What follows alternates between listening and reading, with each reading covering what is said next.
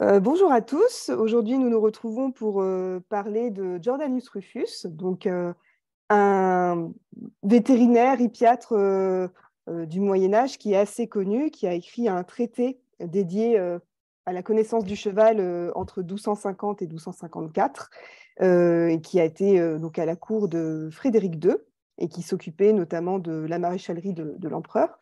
Et nous accueillons aujourd'hui Anastasia Ropa, donc, qui est chercheuse à l'Académie de sport de Lettonie et qui est auteure de nombreuses publications sur l'histoire du cheval, notamment au Moyen Âge, et qui est la rédactrice de la revue Kéron et de l'Equestrian History et d'une série de livres donc dans Rewriting Equestrian History.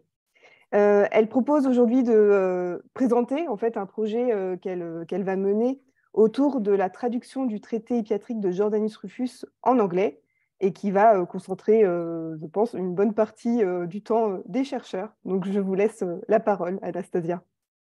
Merci beaucoup. Merci pour avoir m'invité de présenter notre projet collaboratif. Donc, euh, au début, je vais expliquer pourquoi le traité de Rufus. Il y avait beaucoup de traités hippiatriques au Moyen Âge. Pourquoi ce traité-là? Pourquoi pas un autre?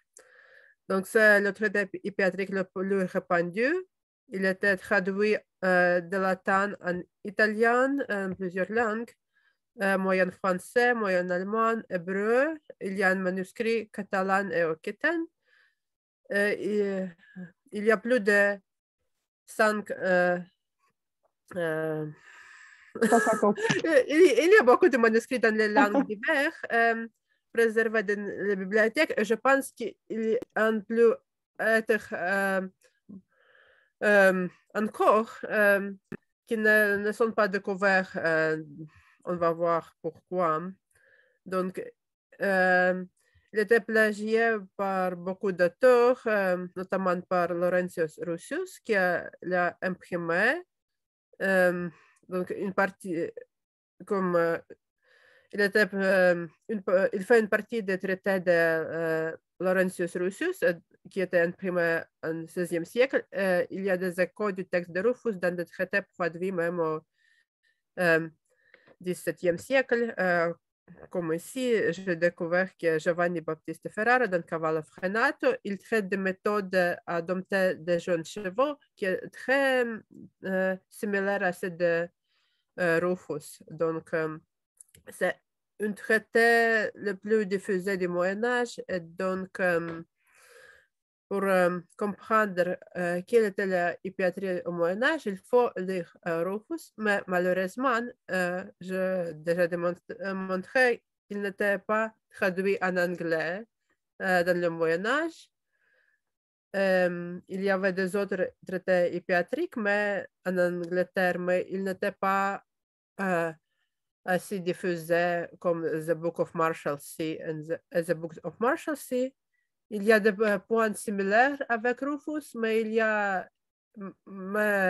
l'auteur de ce livre anonyme, il n'a pas utilisé Rufus, il n'a pas de la même manière comme Laurentius Rusius. Donc, pour les historiens anglophones qui ne lisent pas dans beaucoup de cas une autre langue que l'anglais, c'est un traité pas inconnu, mais c'est un traité qu'on ne peut pas utiliser. Donc, le problème est comment le traduire. Et quel texte choisir? Parce qu'il y a des traités en latin, mais le traité qui apparaît le plus tôt, c'est en italien. Donc, il y a beaucoup de problèmes. Qui est le texte autoritatif pour je pense que pour traduire, pour étudier ce texte, il faut avoir une équipe internationale avec des compétences dans des langues très diverses. Moi, je ne peux pas lire moyen allemand, je ne lis que moyen français et un peu de latin. Donc, on a une équipe très diverse. Je vais présenter. Donc, Camille Bovanti, qui est ici, qui va parler après de sa contribution et son intérêt dans le traité de Rufus. Il y a aussi Emma Herbert Davis, qui est étudiante doctorante à Leeds, qui fait son recherche en utilisant le texte en latin, notamment l'édition de Hieronymus Molan. Elle utilise aussi des autres sources, des sources anglaises, pour voir comment des maladies des vers étaient traitées à l'Angleterre. Et elle utilise des documents administratifs pour voir, par exemple, si des maladies de langue étaient répandues. Donc, c'est très intéressant aussi. Et Frédéric Kirsch et Victoria Haag, ils ont lu des textes en moyen allemand et il faut de travail expérimental. Aussi, Frédéric est archéologue et spécialiste des morts. Victoria, elle fait des travail de combat à cheval. Donc, une autre approche, Frédéric et Victoria, ils ont examiné trois manuscrits en allemand. Ils ont découvert que le manuscrit qui est qui vient le plus tôt, ce n'est pas en fait Rufus, mais c'est un mélange d'Albertus Magnus et Rufus. Donc, c'est très intéressant. C'est une découverte que personne n'a pas fait parce que personne n'a pas lu le texte assez attentivement. Donc, Martha Christine Zuch, elle est, je pense, la seule personne ici qui n'a pas de cette connexion à cheval. Donc, pour elle, c'est quelque chose de découverte aussi. Elle fait des recherches avec des textes de latin et de moyen allemand. Elle travaille avec des éditions de ces textes, son intérêt des charmes, des incantations, aussi des travaux de médecine humaine. Et elle va faire une étude de prologue de Rufus en latin et en moyen allemand. Jennifer a aussi contribué, notamment sa traduction des moyens français en anglais pour la première partie de Rufus. Elle a fait aussi des travaux expérimentaux avec des mots. Marcin Ruda, qui ne fait pas tant de traduction de Rufus, mais qui travaille avec des traités italiens du début du temps moderne. Donc, je pense qu'il va avoir des similarités. Christina Oliveras est la traductrice. Elle peut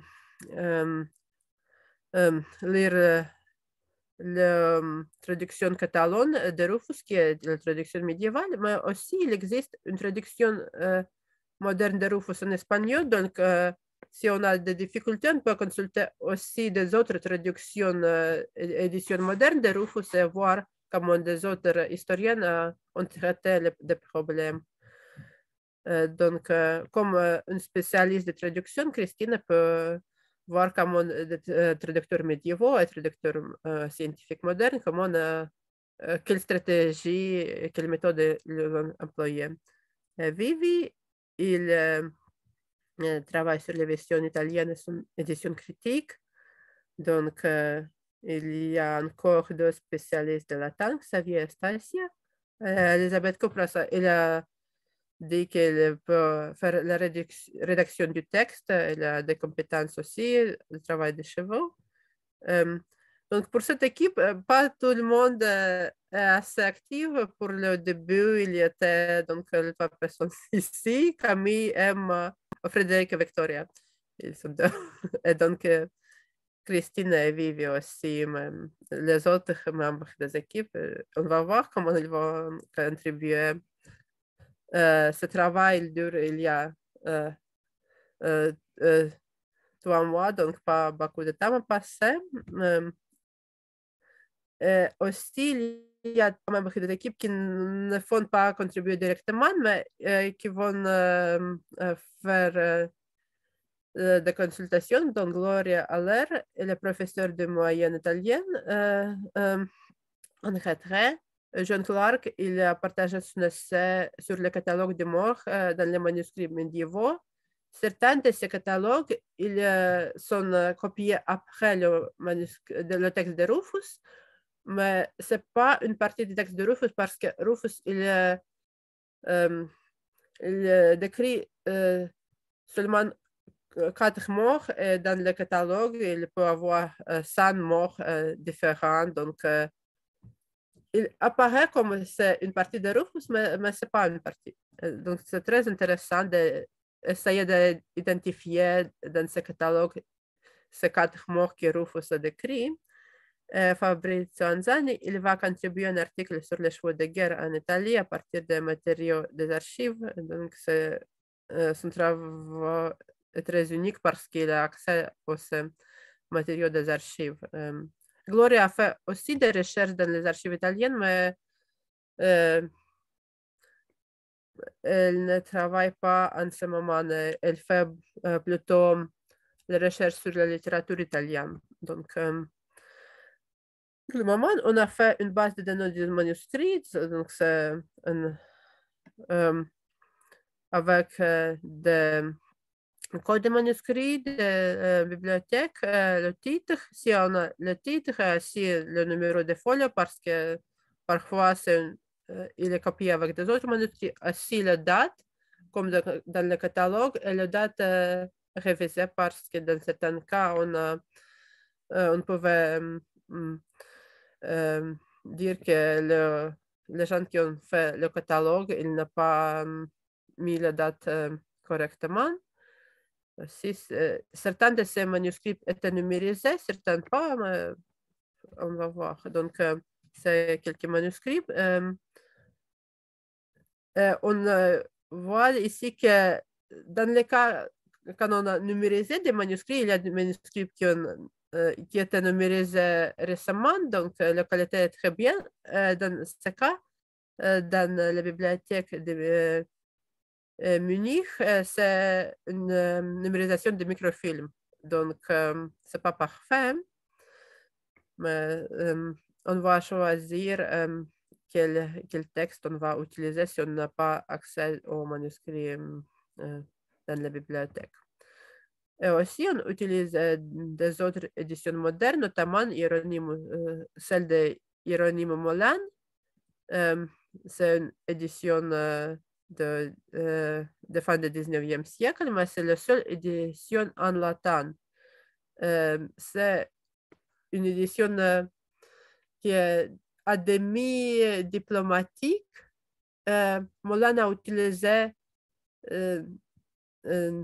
il n'a pas utilisé un seul manuscrit, mais divers manuscrits en latin, mais il ne montre pas dans le texte dans quel point il utilise de divers manuscrits et de quelle manière. Donc, c'est un peu difficile de déterminer, mais on peut comparer cette édition avec des manuscrits en latin qui sont numérisés. Donc, comme ça, mais, il est très utile d'avoir une édition, même si ce n'est pas parfait. Donc, l'édition française de Brigitte Prévost, c'est celle que Jennifer a utilisée pour cette traduction. Donc, il y a une édition en allemand. Aussi, on peut utiliser l'édition de Crupi. En italien, c'est un manuscrit qui est le plus ancien de Jordanus Rufus. Donc, ce n'est pas, comme je dis, un manuscrit en latin, mais c'est un manuscrit en italien. C'est un petit exemple de travail qu'on fait. Donc, c'est une traduction que j'ai faite en utilisant le texte de Molan. La maladie, elle se nomme Devivulis, mais je n'étais pas sûre que ça signifie. Donc, Emma, elle a fait des commentaires. Elle pense que c'est une maladie de glande. Donc, en utilisant de la fonction de commentaire dans Google Documents. On peut faire ce travail collaboratif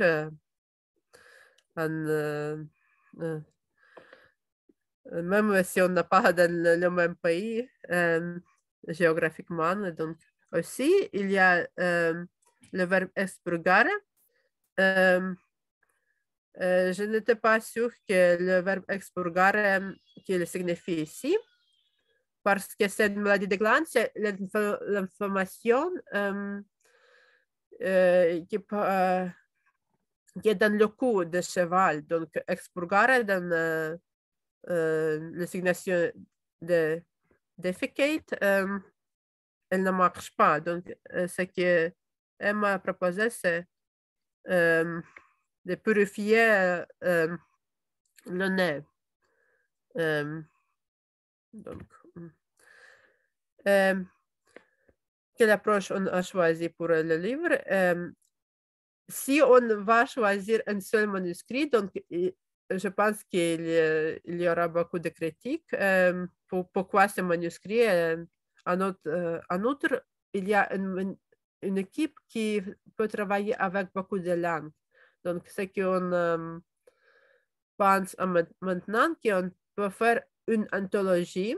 Donc, pas choisir un seul manuscrit, pas faire une édition critique de tous les manuscrits de Rufus parce que c'est pas possible. C'est un cauchemar d'un côté. D'autre côté, je pense pas que ça va marcher étant donné les diverses langues de Rufus. Donc, on va perdre quelque chose parce que les manuscrits des autres langues, il modifie le texte de Rufus, il réfléchit la réalité des autres temps. Donc, Frédéric et Victoria, ils ont trouvé, par exemple, que les manuscrits allemands qui sont plus tard, ils amplifient le texte de Rufus dans la section des morts, sur les morts, parce que l'utilisation des morts a changé. Donc, ce qu'on peut faire, c'est une anthologie. On va traduire tout le texte de Rufus, mais dans les sections, dans le segment d'Aver, on peut choisir des manuscrits d'Aver dans les diverses langues. On va indiquer, par exemple, c'est une traduction de moyen français, c'est une traduction de catalan. Si on trouve qu'il y a des différences qui est important, on va le signaler dans le paragraphe critique et après, on va publier un autre livre avec des études scientifiques à partir du texte de Rufus ou inspiré par le texte de Rufus. Donc, ici, on va une partie de mon travail expérimental avec un cheval qui n'était pas avec un cheval qui est né dans la forêt, qui n'avait pas de contact avec des hommes. On va suivre la procédure que Rufus souligne et va voir si ça va marcher mieux que les méthodes traditionnelles. Je vais décrire ça. Et Camille a fait un travail qui est pareil. Donc, je veux vous remercier pour votre attention. Et maintenant, je passe la parole à Camille. Ici, on va voir l'endroit dans lequel les chevaux, comme mon cheval, sont nés, comme on habite pour les premières années de leur vie. Donc, pas de contact avec des hommes. Merci beaucoup. Maintenant, Merci. je vais poser le... Merci beaucoup. Ce qu'on va faire, donc je vais présenter Camille et nous ferons la partie questions juste après. Je pense que vos deux interventions vont se compléter. Donc, je vous poserai les questions juste après. J'en ai quelques-unes qui viennent. Donc, Camille, vous me dites si je dis bien votre nom de famille. Donc, Camille Vauvanqui, qui Vauvanqui. Vauvanqui, d'accord. Est doctorante à l'université d'Exeter, donc au Royaume-Uni, et elle travaille sur le débourrage des chevaux dans la France médiévale. en se basant sur donc le travail de Jordanus Rufus, donc De Medicinae Curum, donc qui date du milieu du XIIIe siècle. Et elle va compléter cette approche, cette étude par une approche expérimentale. Vous vous appuyez uniquement sur Jordanus Rufus, du coup? Oui, aussi sur le texte de Guillaume de Villiers, donc de Oui. 1456, mais qui utilise Rufus avec quelques ajouts. D'accord. Mais sinon, oui, c'est principalement Rufus. D'accord, très bien. Est-ce que vous avez un PowerPoint? Oui, j'en ai un très court. Je vais essayer de partager mon écran.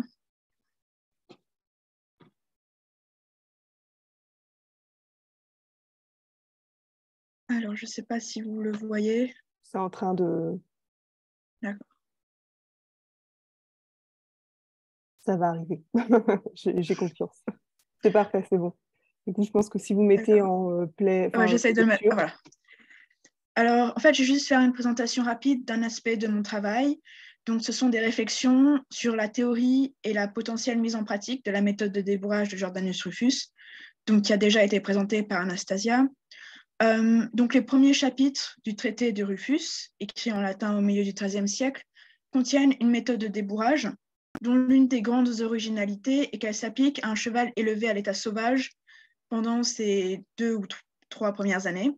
Donc, ce qui contraste avec ce qu'on trouve chez les auteurs latins, où les jeunes poulains commencent déjà à être débourrés lorsqu'ils sont avec leur mère, ce qu'on trouve chez Varron, par exemple. Donc, 7 manuscrits présentent cette méthode traduite en français. Il y a d'autres manuscrits en français, mais qui sont incomplets. Parmi ces 7 manuscrits, on peut en fait les diviser en 2 grandes familles. Une famille présente une version qui est proche du latin et qui est implicitement destinée au débourrage des chevaux de guerre avec des exercices qu'on peut rapporter à un usage militaire. Donc, par exemple, les chevaux sont désensibilisés au bruit du métal. On leur apprend à galoper, donc probablement pour les charges à la lance couchée ou pour les poursuites. On leur apprend aussi à entrer et à sortir d'un groupe d'autres chevaux, donc autant d'exercices qui sont vraiment destinés à un usage militaire. Par contre, une autre famille de 3 manuscrits qui date du XIIIe au XVIe siècle présente une version abrégée qui en fait retire toutes ces références implicites à un usage militaire et qui semble de ce fait beaucoup plus universelle et potentiellement applicable à un contexte agricole, d'autant plus que c'est cette version abrégée qu'on retrouve chez Guillaume de Villiers, qui, d'après le travail fait par Yvonne Poudrieux, aurait été un maréchal exerçant dans la Normandie rurale. Donc c'est très intéressant qu'il utilise cette méthode. En plus, contrairement à Rufus qui parle uniquement d'un cheval mâle, Guillaume de Villiers mentionne le travail des juments à 1 ou 2 passages de son texte. Donc, une des réflexions que je me fais dans mon travail sur ces manuscrits, c'est de me demander si cette abréviation de la méthode est liée à une mise en pratique et au désir justement de rendre cette méthode plus accessible à un contexte beaucoup plus large que le contexte militaire de départ.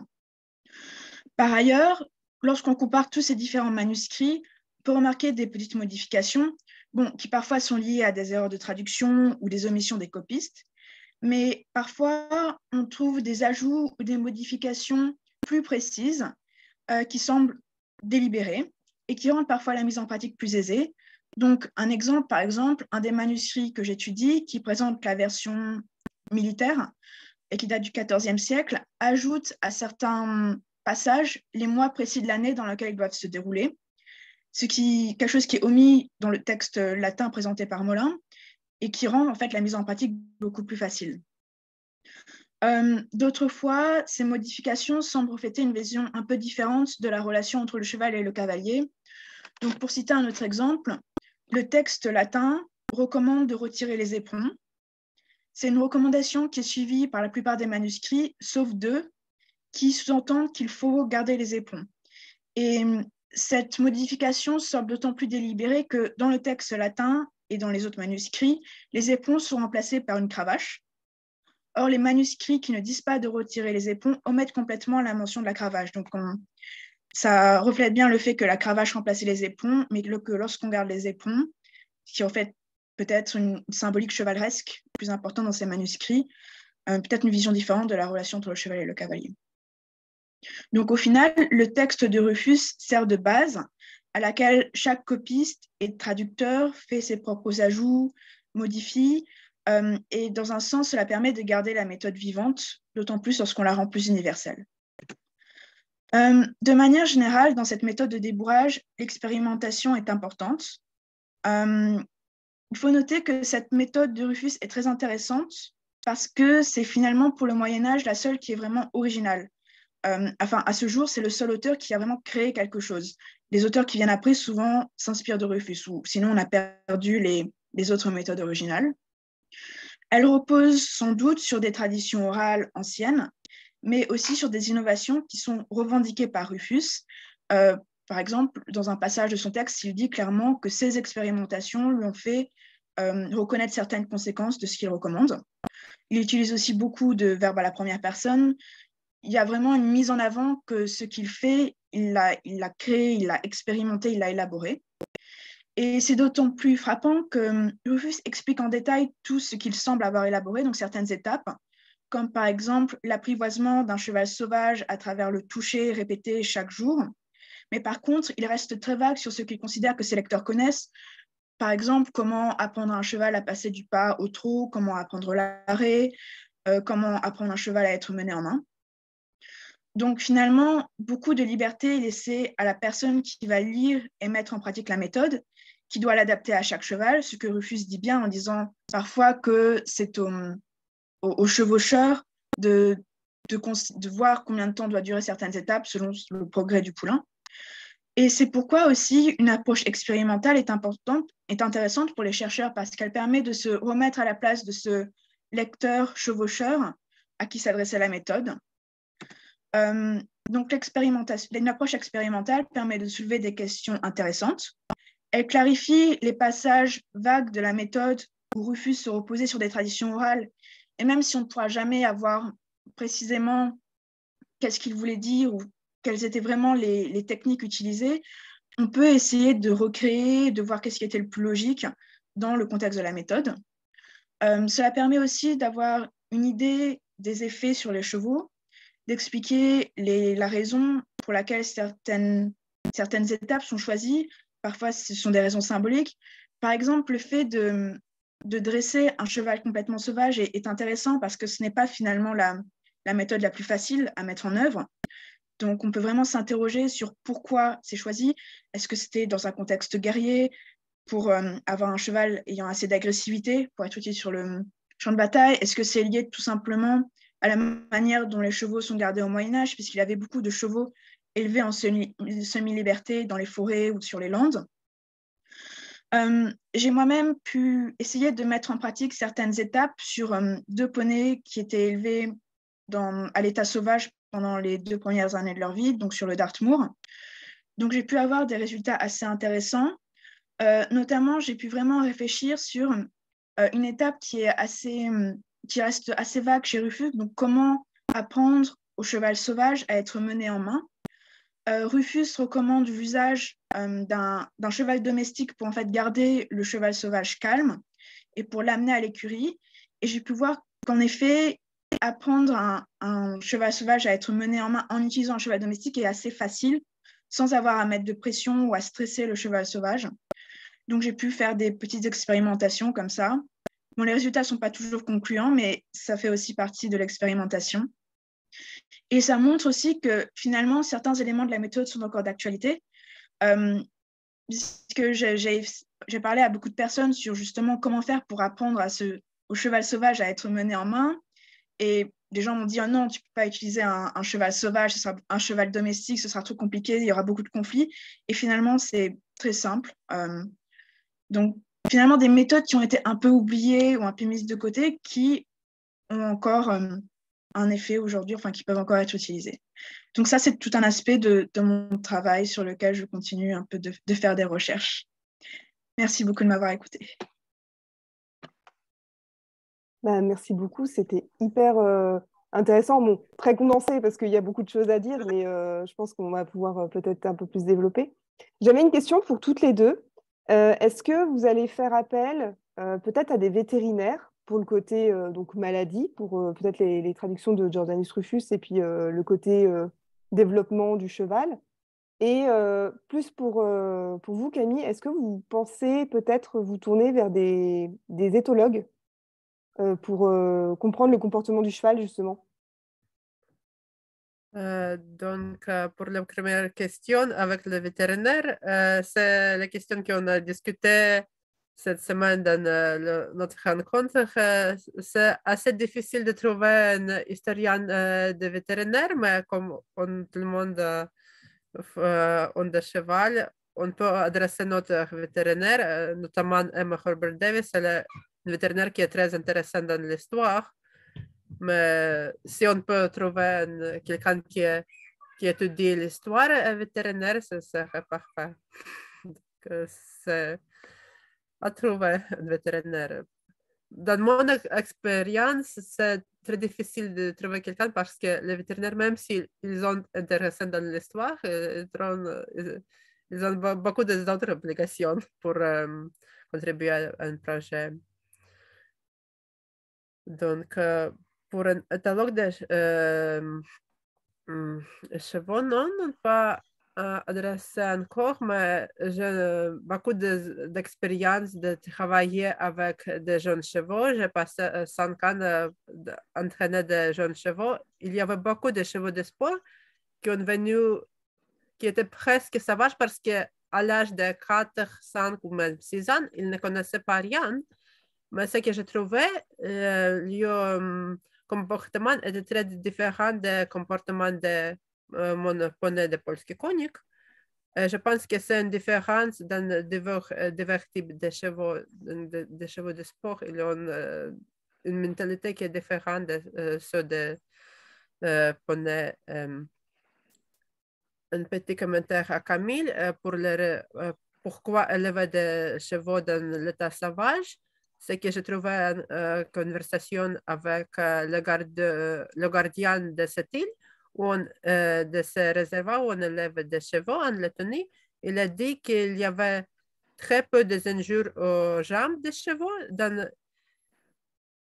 On avait des chevaux dans cette île il y a presque 20 ans et on devait euthanasier, il a dit, 3 ou 4 chevaux. Dans tout ce temps, il y a 80 chevaux. Donc, c'est quelque chose que Rufus note que si le poulain passe les premières années dans les endroits où il y a des cailloux, les jambes sont fortifiées. Donc, il aura les sabots durs. Oui, il est possible que les chevaux seraient plus durs s'ils... Une autre raison, c'est très possible, c'est parce que c'est moins cher d'élever des chevaux dans l'état sauvage. Ils ne coûtent pas presque rien. Si on les élève dans les parcs, ça va coûter quand même.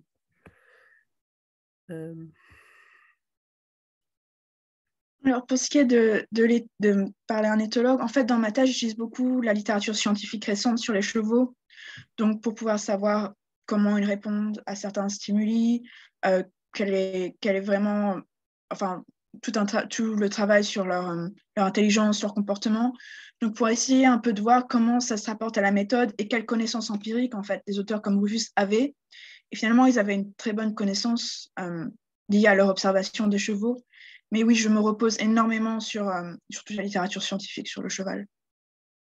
Oui, parce que de ce que je me souviens de Jordanus Rufus, c'est quand même cet aspect de il ne faut pas violenter le cheval, justement pour en tirer quelque chose. Et on sait très bien, bon, j'ai un peu d'expérience avec les chevaux aussi, dès qu'on peut être un peu brut avec un cheval, on peut avoir des comportements un peu difficiles à rattraper par ailleurs. Donc, c'était pour ça que je voulais savoir si on intégrait du coup cet aspect peut-être plus du comment le cheval vit ce débourrage. Je pense que ça peut être hyper intéressant du coup à développer.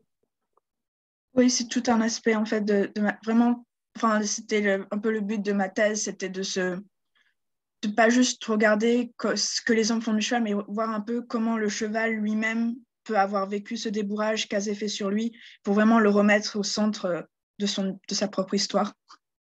Ah, c'est super intéressant.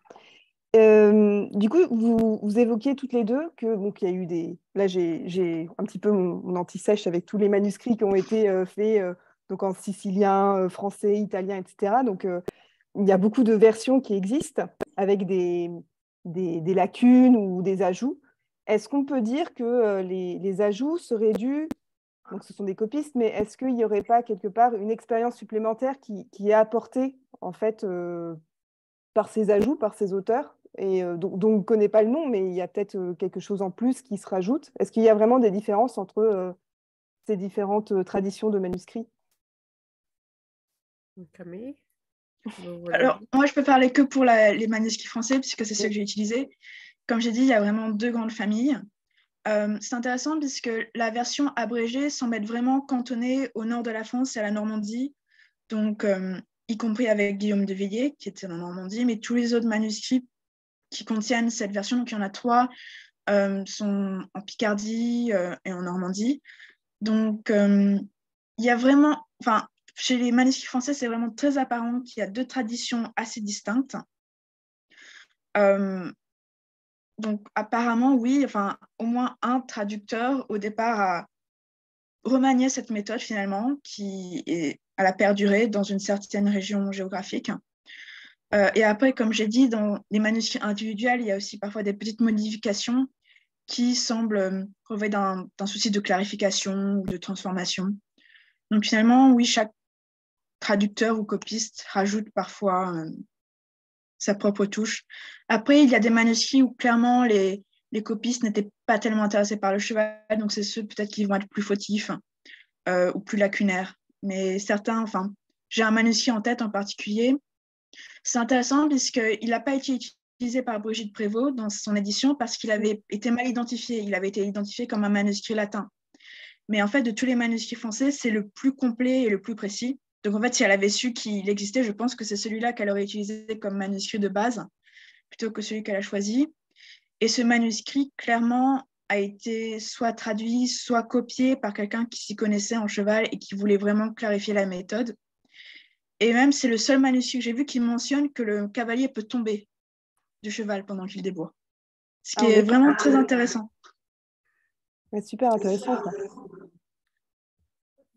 Pour notre part, on a travaillé avec Jennifer et Gloria Aller dans le manuscrit dans l'université de Yale.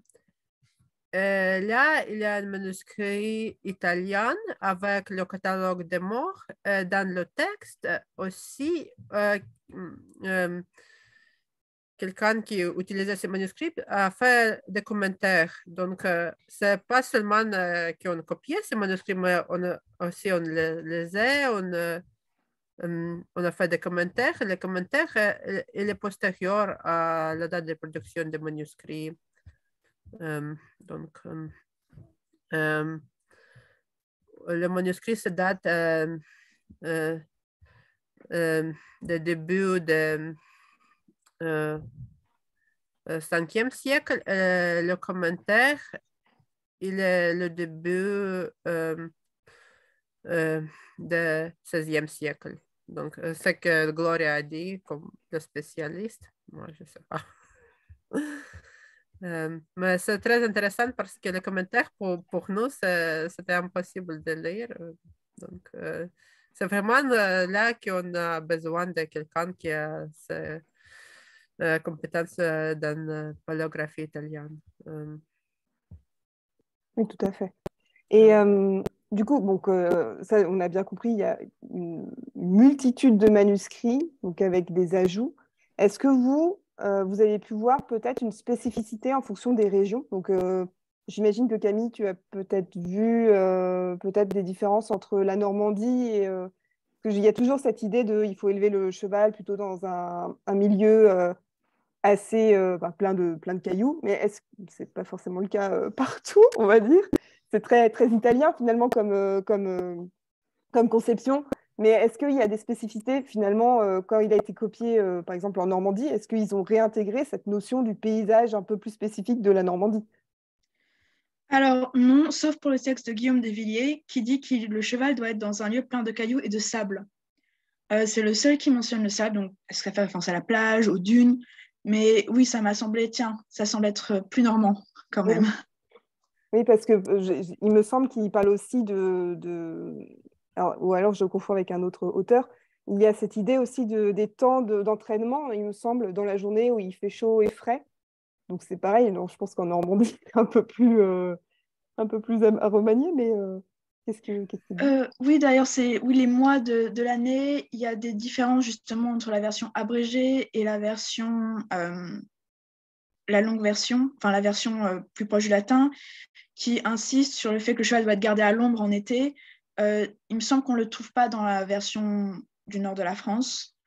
Euh, et par contre, je n'ai pas les manuscrits en tête, mais si je me souviens bien, la version du nord de la France rallonge les temps où le cheval ne doit pas être travaillé en été. Donc, est-ce que c'est parce que ça fait référence à des chevaux qui ont moins l'habitude de la chaleur? Je ne sais pas. Enfin. Mais oui, il y a des modifications qui semblent se référer un peu à des différences géographiques. Ok. Ouais, donc ce qui me semblait logique, parce que je travaillais un petit peu dessus, et c'est vrai que bon, quand j'ai enfin, un manuscrit français, en effet, qui me parle de montagne et autres, bon, c'est un peu plus compliqué à appliquer finalement pour les chevaux français. Mais bon. Peut-être une question plus pour Anastasia. Est-ce que vous avez pu constater peut-être des différences dans les maladies qui étaient citées entre les différents manuscrits? Euh, on n'a pas à faire ce travail-là, mais de notre côté, les maladies, ils sont euh, très similaires aussi dans Russius. Il y a le même catalogue de maladies. En Russius, c'est très intéressant. Il y a des manuscrits qui sont illuminés. Pour Rufus, il y a quelques manuscrits avec des illuminures, mais ce n'est pas assez détaillé, assez grand nombre des illuminations. Ce qui est très intéressant, Emma a découvert que dans les documents administratifs, on voit que vraiment il y a des maladies de traumatisme de tank qu'on mentionne. Rufus, il mentionne que le traumatisme de tank, ça peut être à cause de mort. Donc, c'est vraiment quelque chose qui se pratique. Une autre chose qu'on a discuté, c'est des méthodes de castrer les chevaux parce que on dit que le destrier, c'est toujours un étalon, mais on voit qu'en réalité, ce n'est pas toujours ça. Il y a des autres sources qui montrent que le destrier pouvait être aussi castré. Donc,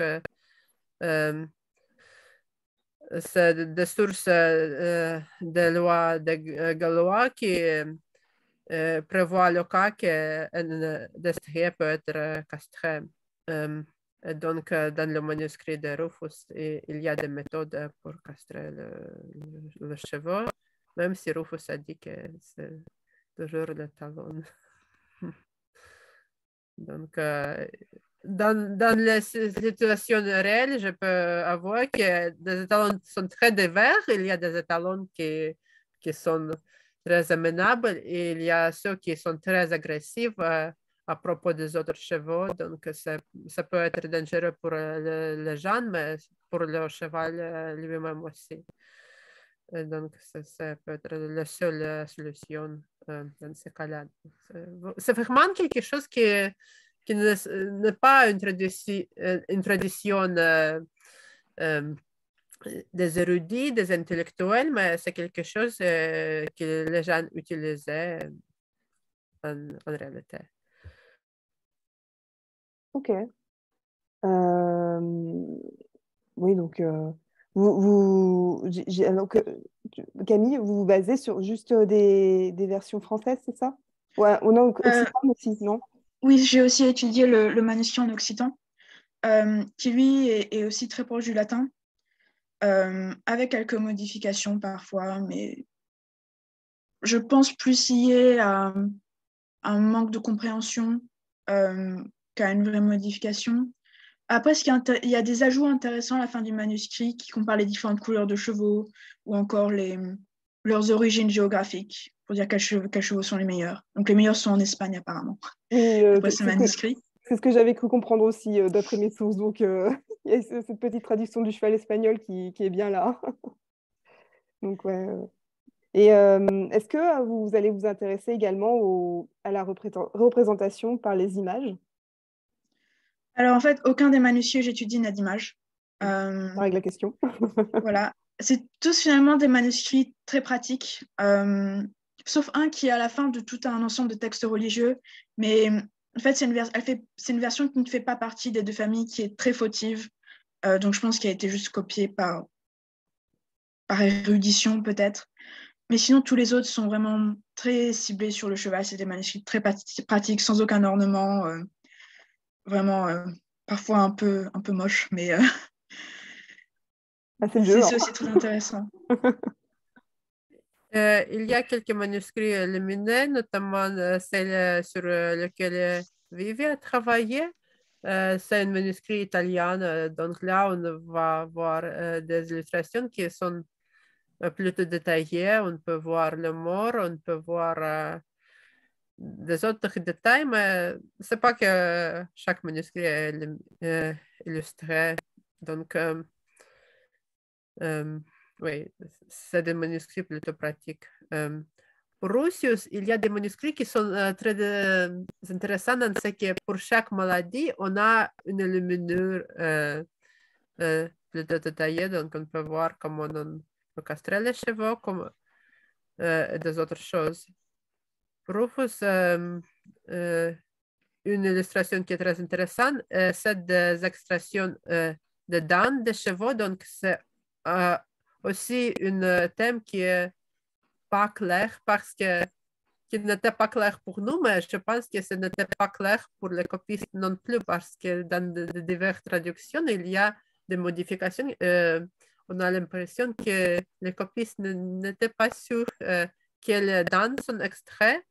Donc aujourd'hui, on pense des canines, les dents qui sont extraites dans les chevaux parce qu'ils empêchent le mort, mais Rufus, mais il est possible qu'il parle aussi de ce dents dans les étalons. Je ne sais pas le nom. Les gros dents qui sont plutôt dans les étalons que dans les autres chevaux, que dans les juments. Donc, le problème est que c'est très difficile de les extraire. On voit que dans les manuscrits italiens, il y a de la confusion, donc on n'est pas sûr si on le faisait vraiment ou non. Ce que Rufus a dit que si on extrait ces dents de l'étalon, le caractère de l'étalon n'a pas changé, il serait plus amenable à cause de souffrance. On ne sait pas. Je me doute si vraiment des gens le pratiquaient parce que c'est une opération qui porte beaucoup de risques quand même. Est-ce que globalement, ils insistent sur cette douleur du cheval ou non? Donc, Camille, est-ce que tu veux dire quelque chose? Oui, justement, pour le passage d'extraction des dents, c'est un passage assez problématique, je trouve, parce qu'il contraste beaucoup avec le reste de la méthode qui dit qu'il faut bien traiter le cheval, qu'il faut être doux avec lui. Et lors de ces passages d'extraction, en fait, Rufus recommande d'utiliser la douleur du cheval pour lui apprendre à mieux respecter le mort. Il dit clairement qu'à cause de la douleur après l'extraction, le cheval va craindre le mort et que c'est au profit du chevaucheur. Donc c'est un passage problématique parce qu'il finalement tout ce qui a été fait avant est détruit à ce moment par cette utilisation délibérée de la douleur pour soumettre le cheval finalement à la volonté de l'homme. Oui, mais si on parle des étalons, il faut les faire respecter de l'homme. J'ai entendu des cas qu'il y a des étalons agressifs qui, après l'application de douleur, de souffrance, le caractère était changé. Mais c'est des étalons qui étaient déjà faits agressifs par l'entraînement qui n'était pas correct. Donc, comme je dis, il y a des étalons avec qui le travail gentil ne marche pas parce que ça va être dangereux aux hommes. Donc, c'est une fait problématique, comme il a dit.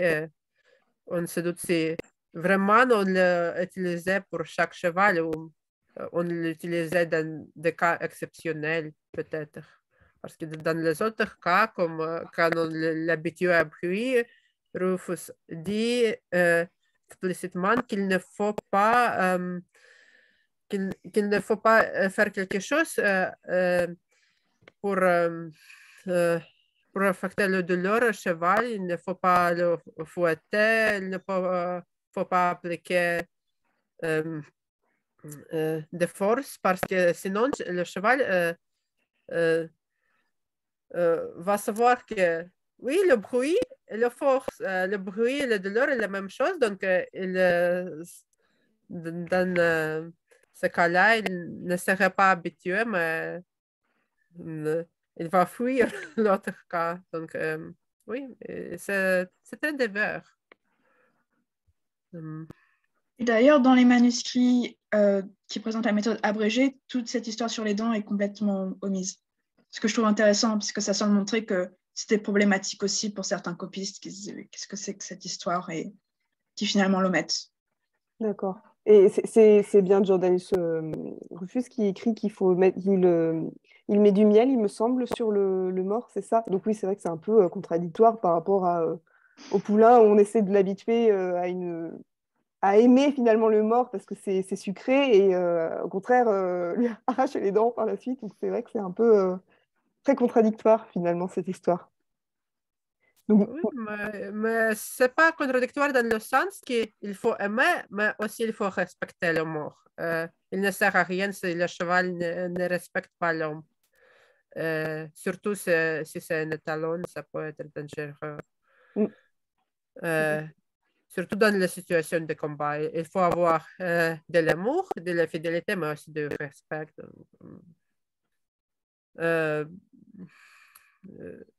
Aussi, Rufus a dit qu'il y a des morts qui sont trop cruels, il ne va pas les mentionner. Certains provençaux l'utilisent dans les traductions françaises qui sont ces provençaux, je ne sais pas, jamais.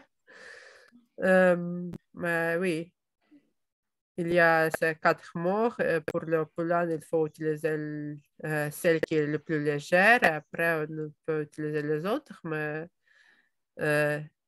pas ceux qui sont trop cruels. Oui, ça, c'est l'idée de la bouche qui devient dure, en fait, que les cavaliers comprennent bien. Plus on met un mort qui est agressif, plus le cheval va développer une certaine insensibilité à ce mort-là, finalement. Et je trouve qu'on le retrouve bien à la fin du Moyen-Âge. On a des catégories de morts pour les chevaux, et c'est vrai que du coup, il semble introduire cette idée-là, mais j'ai un manuscrit en tête, donc c'est pas Jordanus Rufus, mais où il y a des pages et des pages de morts en fonction des caractères des chevaux. Et c'est vrai que c'est assez intéressant à voir en fonction du cheval comment on adapte finalement la manière dont on va le monter, quoi. C'est hyper intéressant. J'avais une question et j'ai oublié. Hop, 2 secondes, je vais juste brancher mon ordinateur avant qu'il ne se coupe. Hop, voilà. C'est bon. Non, c'était très, très intéressant. Et du coup, Camille, vous allez, oui, vous participez donc, à l'édition finalement. Vous allez essayer de donner votre petite. Comment dire? Vous allez aider à la traduction en anglais, c'est ça? Oui, mais probablement parce que là, je vais soumettre ma thèse en juillet, donc je n'ai pas vraiment eu le temps de... Ah, vous êtes dans la ligne droite, là. Oui, c'est ça. Donc, pour l'instant, c'est vraiment... Mais quand j'aurai soumis, je pourrai commencer un peu plus de traduction. Et puis, j'ai commencé à faire une édition diplomatique du manuscrit dont je parlais qui mentionne la chute du cavalier et qui n'a pas été utilisé par Brigitte Prévost, que je trouve très intéressant. Donc, j'essaie de faire une édition de ce manuscrit qui mérite vraiment d'être connu par ceux qui étudient Rufus, puisque je le trouve vraiment fascinant. Oui, tout à fait. Oui, c'est super intéressant. Vous soutenez quand, du coup? En juillet, c'est ça? Non? Non, Non, je plus tard. soumets en juillet, donc du coup, je soutiendrai probablement en octobre. D'accord. Bah, il faudra nous tenir au courant. C'est super intéressant. Moi, ça m'intéresse beaucoup, en tout cas. Donc, comme j'étudie un petit peu ces manuscrits-là, mais pas dans la même problématique. Mais moi, je me suis arrêtée à 1 ou 2 manuscrits, hein. C'est une petite connaissance de ce travail-là. Et c'est vrai que c'est très riche, hein, de voir comment il a été repris. Et ouais, c'est comment chacun peut amener sa petite pierre à l'édifice, c'est assez intéressant à regarder. Du coup. Est-ce que vous voulez peut-être ajouter quelque chose sur ce projet, peut-être?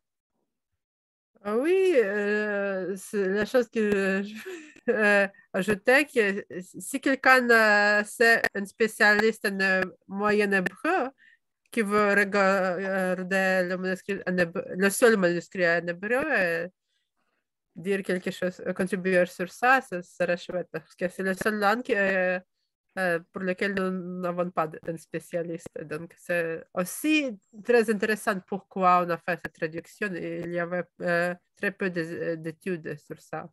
Je ne savais même pas qu'il y avait un manuscrit en hébreu. Il y a un. Il est numérisé aussi, mais on ne peut pas lire. Ah bah oui, il est où du coup?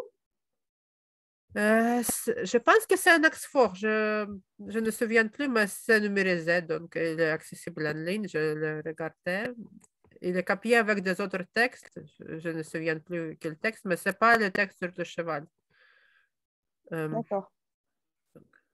Ouais, c'est marrant, je ne sais pas enfin, à qui il était destiné exactement, c'est assez spécifique. Hein. Si c'est écrit en hébreu, il faudrait savoir à qui il s'adressait plus exactement. Du coup. Parce que là c'est assez très, très spécifique.